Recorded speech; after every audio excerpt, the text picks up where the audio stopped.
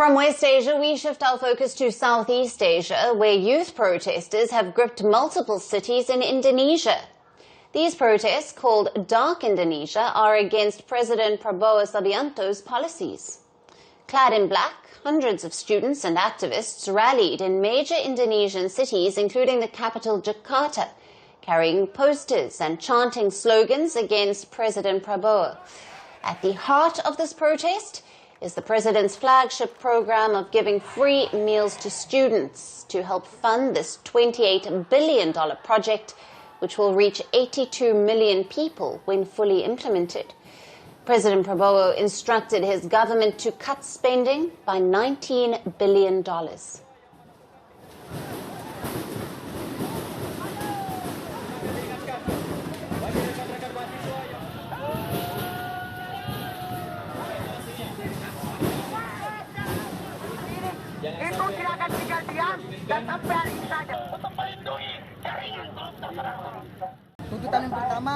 The first demand is to get rid of the president's order on budget efficiency. Second, we refuse a national strategic project that doesn't orient for the people. Third is to evaluate the free meals program. Fourth, we refuse the energy and mineral laws. Fifth, we demand free education. As we can see, the nation is no longer serving and protecting its people. And we know the government is becoming our boss, the boss to the people of Indonesia. Also, the misuse of the law enforcement of police and military personnel being repressive is now seen clearly in many areas. Although not only during Prabowo's era, but he should realize that should not happen.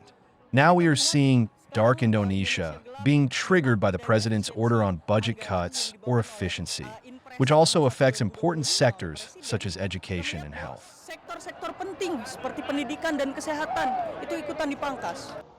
The protesting students say the budget cut undermines their support systems. They say the cuts have negatively impacted teacher welfare and could raise tuition fees.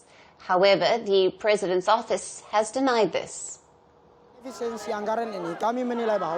This budget efficiency policy, we believe that because of this, of course, we, students, become victims.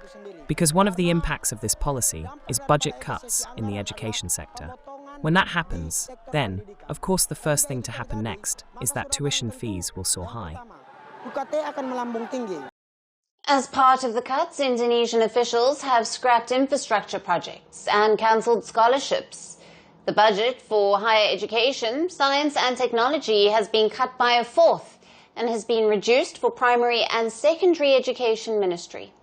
Now, the students were also protesting against expanded military roles in civilian work and a lack of subsidized cooking gas. While President Prabowo has promoted the free meals program as a way to address child malnutrition, improve educational outcomes and boost local economies, critics have questioned how the government will fund it and whether it is the most efficient use of already stretched resources. These protests that have come just 4 months after Prabowo won a landslide election reflect the broader concern about the country's economy. Indonesia's middle class has been burdened for almost 6 years now. The country has struggled to create enough formal sector jobs. The unemployment rate among those aged 15 to 24 was at 17.3% last August, much higher than the national rate of 4.9%. Around 44 million Indonesians are in this age group and make up around 16% of the population. Unemployment among university graduates has also been increasing. Young Indonesians, many of whom supported Prabowo in the election campaign, are disappointed. Is just 100 days of him coming to power. Will the Indonesian president give in to the demands of the protesters to continue enjoying support for the rest of his term?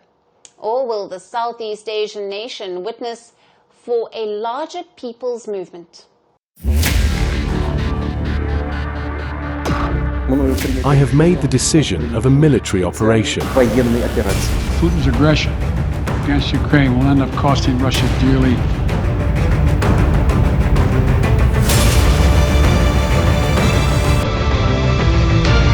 So Zelensky better move fast or he's not going to have a country left.